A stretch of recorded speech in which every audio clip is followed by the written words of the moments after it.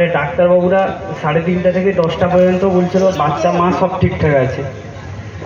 রাত 11টা নাগাদ ডাক্তারবাবু আমাদের হঠাৎ রুম থেকে বেরিয়ে এসে বলছে মাকে বা ছেলেকে যার মধ্যেও একজনকে চয়েস করতে হবে। আমরা তখন ডিসাইড করে বললাম যে মাকে যাই।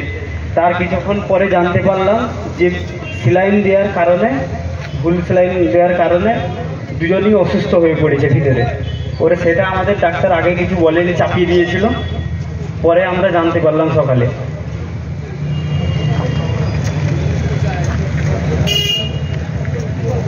তারপর টোটাল 7 জনকে ডাক্তারবাবু আমাদের ডাকলো সকালে। 7 জনের মধ্যে একটা কাগজে, সাদা কাগজের উপরে সই করালো। বললো যে স্যালাইন বা ওষুধের মধ্যে যে কোনো একটা ডিফেক্ট হয়ে গেছে, তার মধ্যে কিছু হয়তো সমস্যা হচ্ছে, আপনারা চিকিৎসা করব, তার জন্য আপনারা একটা লেখা সই করুন সবাই। এই করার পরে পরপর একজন করে ওষুধ ভিতর থেকে জানতে পারলাম। প্রথম আমার স্ত্রীও ছিল, তার মধ্যে 5 জন ছিল আর কি। পরপর 4 জনের পরপর সিরিয়াস কন্ডিশন চলে এলো।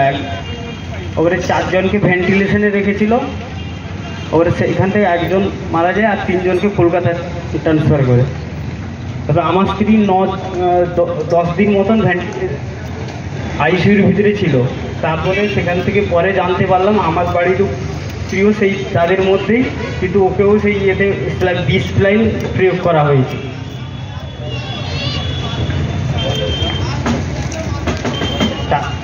তারপর সেই অসুস্থ স্যালাইন দেওয়ার পর আমার স্ত্রী সেখানে নিঃশ্বাস নিতে পারছে না, অসুস্থ হয়ে পড়েছে স্যালাইন নেওয়ার পরে সেইখানে ভিতরে। তড়িঘড়ি সেই স্যালাইন বন্ধ করে, একটা চলছিল, কিছুটা বাকি ছিল আর কি শেষ হতে একটাকে। সেইটাই বন্ধ করে তখন বাইরে থেকে স্যালাইন 4 বোতল, ডাক্তারবাবু সঙ্গে সঙ্গে বললো 4 বোতল স্যালাইন নিয়ে যেতে। সেই লাইনটা দেওয়ার পরে কিছুক্ষণ পর সিজার হয়। সিজারের পর থেকে বাচ্চাকে ভেন্টিলেশনে দেওয়া ছিল। টোটাল 7 দিন ছিল ভেন্টিলেশনে। ডাক্তারবাবুর বক্তব্য হলো যে পরপর ব্রেন কাজ করছে না, হার্টবিট কাজ করছে না, পরপর একটা সব বন্ধ হয়ে যাচ্ছে, পরপর বাচ্চার কোনো কাজ করছে না। তারপরে বাচ্চাটা ঠিক আমাদের এরকম প্রত্যেক দিন রিপোর্ট দিতে থাকলো 6 দিন মতন। 2 দিন বাচ্চার সঙ্গে কোনো যোগাযোগ বা কিছু করতে দেয়নি, 2 দিন মতন। তারপরে সিআইডি তদন্তের মাঝখানে সিআইডি ডেকেছিল। তার মাঝখানে যাওয়ার পরে তখন বাচ্চাকে দেখার সুযোগ হয়েছে আর কি। তখনই ডাক্তারবাবুর সঙ্গে কথা বলার সুযোগ হয়েছে কেমন কি আছে বা। তারপরে 2-4 দিন পরে থেকে ডাক্তার রিপোর্ট দিচ্ছে বাচ্চা কীরকম আছে। ঠিক বৃহস্পতিবার 9:10 ডাক্তারবাবু ডেকে বললো যে ছেলে নেই আর।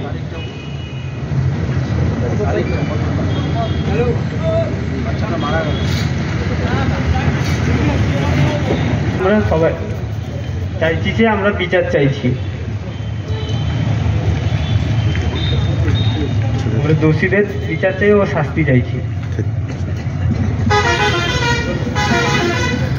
ধন্যবাদ।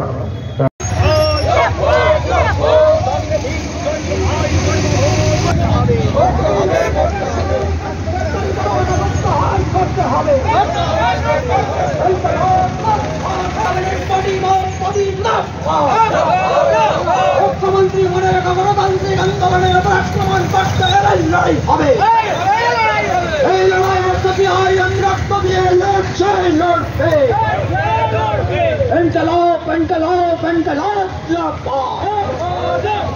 দুনিয়ার শ্রমজীবী ভারতীয় মানুষের ঐক্য প্রয়োগ করে জেলায় জেলায় হাসপাতালে নিরীহ মানুষের ওপর, নিরীহ মানুষের মৃত্যুকে ডেকে আনা হচ্ছে। স্বাস্থ্যমন্ত্রী জবাব চাই, জবাব দাও।